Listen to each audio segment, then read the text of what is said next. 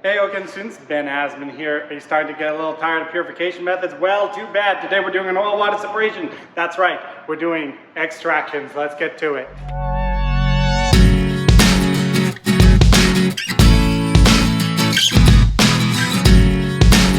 Extractions. The type of purification method in which you're going to have an aqueous phase and organic phase. The aqueous phase is water that has stuff dissolved in it, and the organic is, of course, any organic solvent, any from a list, diethyl ether, DCM, hexane, toluene. There's plenty of them out there, any of those. And you get these two phases. If you've ever seen an oil spill, sadly, and you see the oil floating on the water, or if you have salad dressing, you see the two separated, that's kind of an extraction-like situation where you have the two separated. Now, before we get into those phases, we want to know where our compound will be inside those two phases. So is it going to be an organic phase or is it going to be in the aqueous phase? Now for most compounds, it's pretty straightforward. They will be in one of the two. Give or take. There's always some amount, there's always some exchange. There'll be a little bit left over in the other one. But in general, if you have a charged compound, it will be in the aqueous phase, and if you have a non-charged organic compound, it will be in the organic. There are exceptions to that, but for most part, that's going to be the case. There is, of course, more complications with everything. Certain things only dissolve in certain solvents, but for our case, from the most basic situation, if it's charged, it's aqueous. If it's not charged, it's organic. Now, some things like salts, sodium chloride or sodium hydroxide, anything with potassium or lithium, all of those are going to be charged no matter what, and so those will always be essentially always in the aqueous phase. And then things which will never have a charge, like diethyl ether here or DCM right here, those will essentially never be in the aqueous phase. Again, remember there's a little bit that does make it over. This is essentially all of it. But there are a couple of molecules which we can screw with. We can kind of pass between the two phases. And that is anything that has a carboxylic acid group or anything that has an amine group. For those, we can change if it's in the organic or the aqueous phase based off of what the pH of a solution is. So for carboxylic acid, its charged form, it's carboxylate. If we expose this to an acid, it will become protonated. It's a carboxylic acid now. This is no longer aqueous soluble, it's organic soluble. And the other way around, if we expose this to a base, it will be deprotonated. You'll take off that proton, you'll take off that hydrogen, and we will end up with a carboxylate. Now it's aqueous soluble and organic. On the other side, backwards kind of arrangement, we have here that the amine in its normal state is you have three things on it, and the lone pair, that's uncharged, so it's organic soluble. We expose that to an acid, gets protonated, gets charged. Now it's aqueous soluble. Notice that that's the other way around from there, but you have to kind of remember that to realize where everything ends up when you work with it. And of course, if you expose this quaternary amine to technically a quaternium ammonium salt to a base, it will be deprotonated and it will go from aqueous to organic. Now, the exceptions to these are these ones. There are more exceptions, but in general, really small polar molecules, methanol, ethanol, those are about 50-50 in how they distribute, give or take. Acetone, same thing, small polar molecule. Also, large quaternary amines with large organic groups, which are very nonpolar, those guys, these can be in both as well. In fact, we use these as catalysts in the next semester. Now you know where your compound is going to be. However, you don't necessarily know yet where that phase is. So you know your compound, let's say, is in the organic phase, but is the organic phase the top phase or the bottom phase? This is our separatory funnel. We have here two phases that are separated. They, just like a salad dressing, we have something on top, something at the bottom. Now, how do we tell that? Here's a quintessential thing, it's density. If you know the density of a compound, you can figure out where it will be. Now, of course, we're not looking specifically at our compound for this. We are looking at the solvents because they are the majority one. So once you figure out where it does dissolve in aqueous organic, then you look at the aqueous organic solvents and you figure out their relative density to figure out where it could be. So for the aqueous solvent, the solvent is always water, and it has a very difficult to remember density, a density of 1 gram per milliliter. You should memorize this if you don't have it already. Everything else, you kind of have to make the comparison here. So if we look for the first one here, our first one here is diethyl ether. Diethyl ether has about 0.7. I'm going to keep it simple. About 0.7, and all of these are going to be about because I'm doing it off memory, about 0.7 grams per milliliter, which means it is less dense, therefore it floats and it will be on the top. For dichloromethane has a density of about 1.3. That means it's more dense than water. That means it will be on the bottom. Of course, this is DCM in water. DCM is on the bottom. Diethyl ether in water, diethyl ether is on top. So you have to look at each situation and figure out which one it's going to be. Our organic phase is, of course, going to be diethyl ether. That's going to be on the top. And our aqueous phase is water. It's going to be on the bottom. So for this one, we will need a 50 ml LMR. We want to grab our Benzil benzoic acid mixture.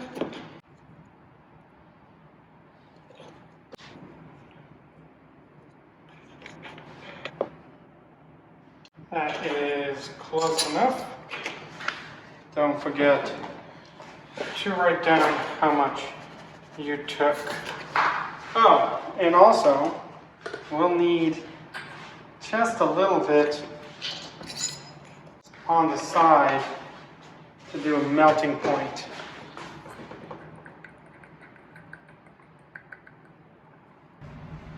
You're going to want to dissolve this in diethyl ether. 1,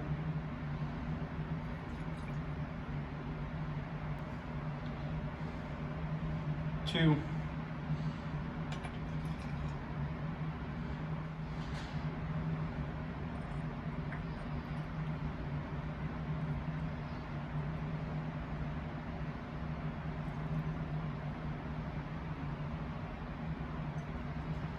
Now, for the extraction itself, you have 2 different options for holders. These are both called ring stands. You do not want to use a clamp. Those will fall off at the most inopportune point. I personally like these blue ones. You can see that they easily fit over this kind of little narrow junction and it will hold them nice and steady. I always like positioning it so it has a little bit of clearance here, just enough that I can rotate on and off. Now, in general, the way these are assembled is there is a screw here. When you start, you want it just tight enough that you can easily turn this nut, but nothing leaks. But when you're done, you want to loosen that. We also always want to test this the first time you use it, just to make sure it's actually holding water. In this case, you can see, because this is down, it's open. So when this is that way, it is closed. Now we see this. Does it hold water? Good. We can now take our solution, add it in.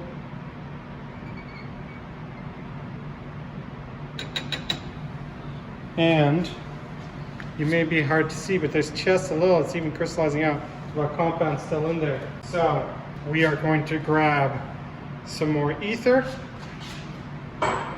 or whatever, if you're ever doing this again, whatever your solvent is, anytime you transfer from one container to another, you always want to rinse the previous container with a little bit of that solvent.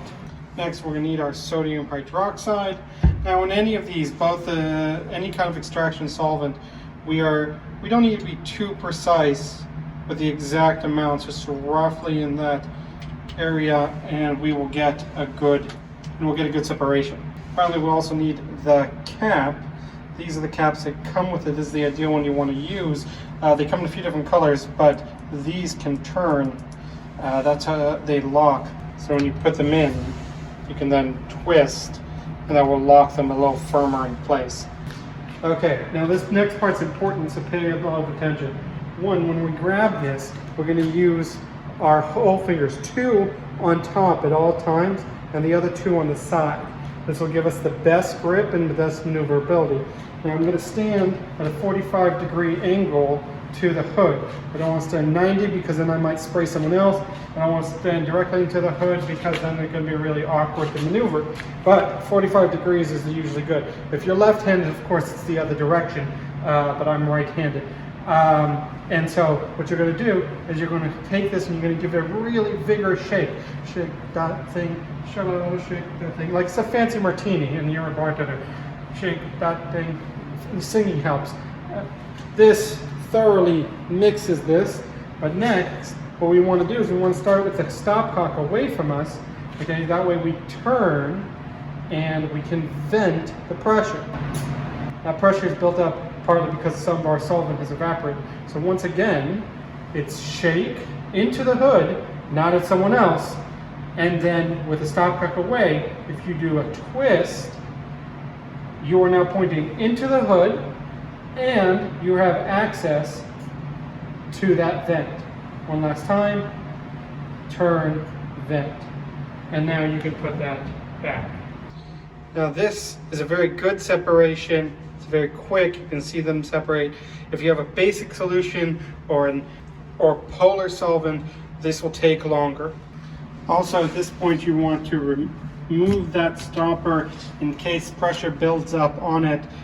You want an area for that to escape. You don't want it leaking out the bottom.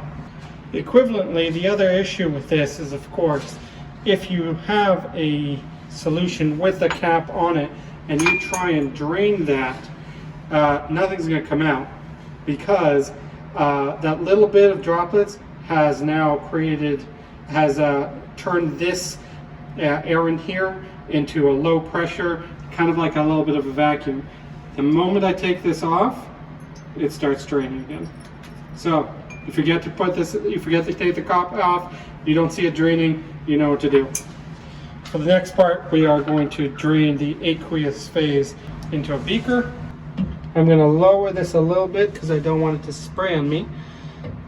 And we're going to lower this so that this junction layer is exactly at this white plastic. You can control how fast you go by the tilt, so go whatever speed you feel comfortable at. Oh, and we are almost there.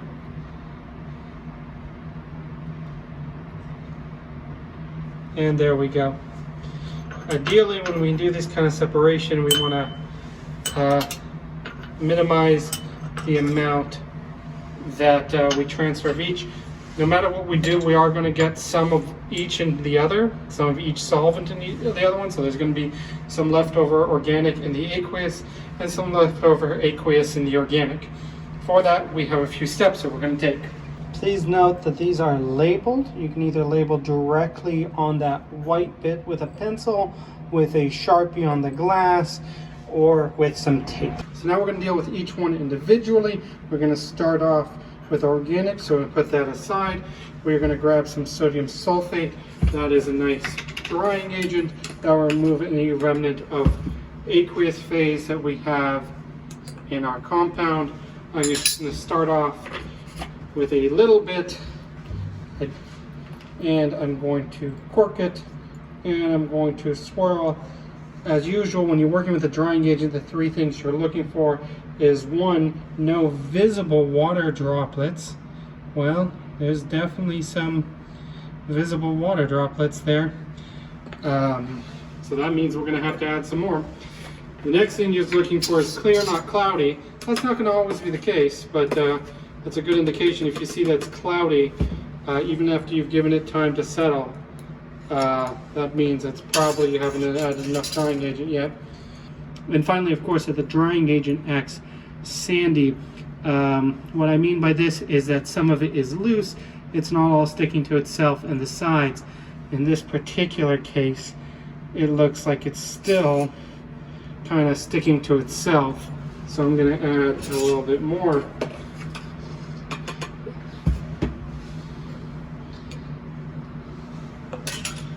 it's really impossible to know ahead of time how much you're going to need. It's different from person to person, from time to time. There we go. Now, if we look at it, we can see that some of it is acting like sand. Some of it's stuck to the sides, but then some of it's acting like sand. That means that that bit didn't find water and it's dry. We will need another 50 ml alumire here. You can add a boiling chip if you think you'll need it, but we probably won't. What we're going to do is we're going to take that alumire, our little glass funnel, a piece of cotton. We don't need much. This is even overkill. We just need enough to plug that hole. That's right there. So we're going to take that, roll that into a nice tiny ball, and then I'm going to add that in. Kind of tap that. You can see it just fills the little bottom there. That's going to act for us as a filter so we can collect only our organic compound. If this is going too slowly, you can always lift it up a bit, the glass funnel. Sometimes air gets trapped. It takes forever.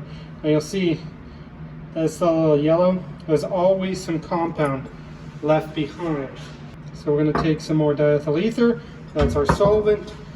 The nice clean stuff. Add that in. Give that a swirl to dissolve. And repeat the filtration until we're happy. This is nice, clean, dry compound. Make sure that you label it. And then find a nice safe place in your drawer to leave it open to evaporate until next time, or if you want to waste your time, you can also, boil it down today. Now, just like we removed any excess water, we want to remove any excess diethyl ether from our compound. Our goal is to boil off the ether but not the water, and therefore we want to keep it below 100 and above 35. Going to add that in nice and deep.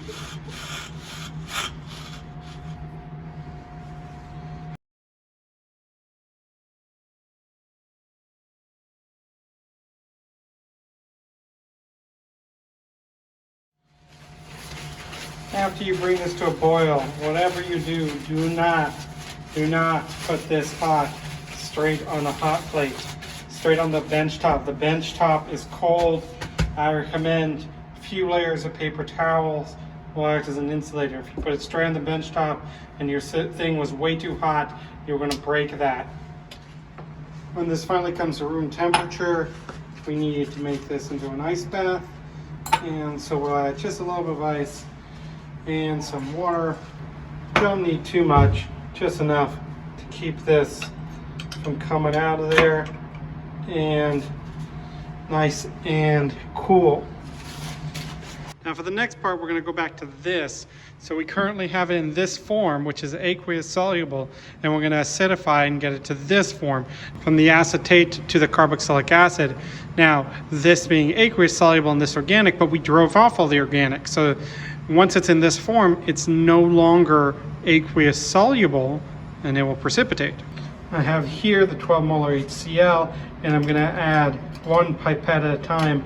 Make sure you just do this in the fume hood. This stuff smells nasty. I have your spatula so I can stir. I'm going to do a whole pipette at a time. See that it precipitates, but then sodium hydroxide then reacts to give us water and neutralizes it. Eventually we will add enough, there we go, that the precipitation persists. And we'll stick that back on the ice because that's definitely heated up. Neutralization reactions are almost always exothermic. For the next part, we'll need the thick rubber tubing, not the latex. The latex will collapse. And we're going to bring it up here, connect it to the vacuum, and we will also get a clamp here. I like these bigger ones, and we're going to need the big funnel because we have a lot of product. And then I like to put it all the way at the bottom so that it's on the counter and I don't have to worry about it coming off, and I have a nice stable work surface. Let's connect that as well. I also need the Buckner funnel. That's the big plastic one that's in 2 pieces. That should connect right there. And remember, there is a ton of different types of filter paper. You want to find the one that fits in exactly without needing to fold or anything like that. Should just slip right in, cover the entire thing. We will also need some cold water for later, so we'll stick that in, add some water to it. Now, we can't use this water because the ice isn't clean, but what we can do is add water to some test tubes that we will then stick in here and make sure that they get nice and cold so that we can use clean DI water that has never touched the dirty ice. Once you're ready to go, we're going to turn on the vacuum.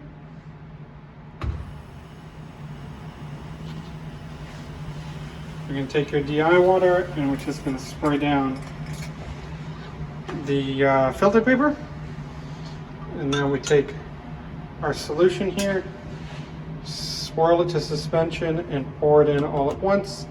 Of course, we will never get everything, so we do have our nice cold water here. We're going to add some of that, swirl, add in, and then one last time, swirl, and add in.